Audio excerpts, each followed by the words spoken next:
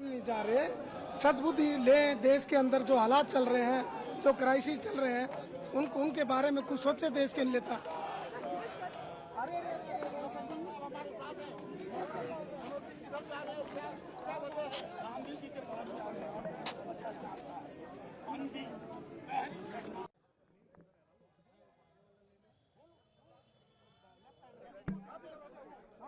खासदारांची बैठक सुरू आहे। पुढची रणनीती काय असणार आहे, पुढे कसं आंदोलन होणार आहे काँग्रेसचं ते पाहणं खूप महत्त्वाचं आहे। या खासदारांच्या बैठकीत काय निर्णय होतो ते बघणं महत्त्वाचं आहे। राहुल गांधींच्या निवासस्थानी ही काँग्रेस खासदारांची बैठक आहे।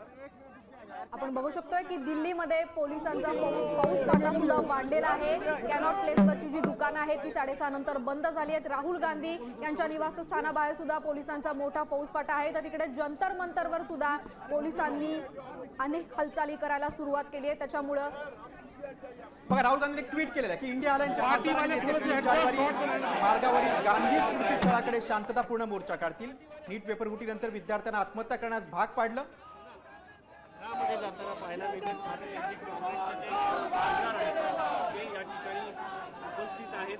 त्याचवेळी देखील पाहायला मिळालं अरविंद सावंत हे देखील या ठिकाणी आल्याचं पाहायला मिळालं। आता राहुल गांधी जे आहेत ते काय माध्यमिक प्लॅनिंग राहुल गांधी परत आतमध्ये गेलेले आहेत। तर आता आपण पाहिलं राहुल गांधी हे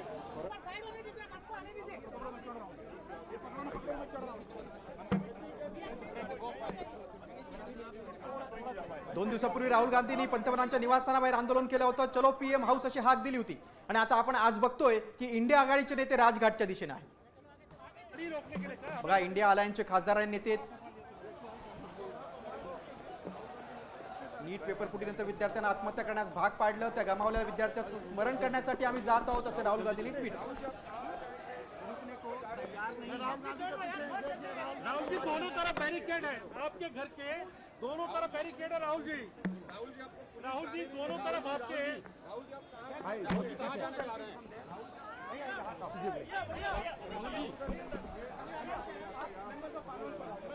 बघा, दिल्लीत मोठ्या घडामोडी घडत आहेत। दोन घडामोडी मोठ्या आहेत। एकीकडे जंतर मंतर परिसरात मोठा पोलीस बंदोबस्त तैनात करण्यात आला, तर दुसरीकडे इंडिया आघाडीचे खासदार राजघाटच्या दिशेने निघालेले। आता पोलीस त्यांना अडवतात का ते पाहणं महत्त्वाचं आहे।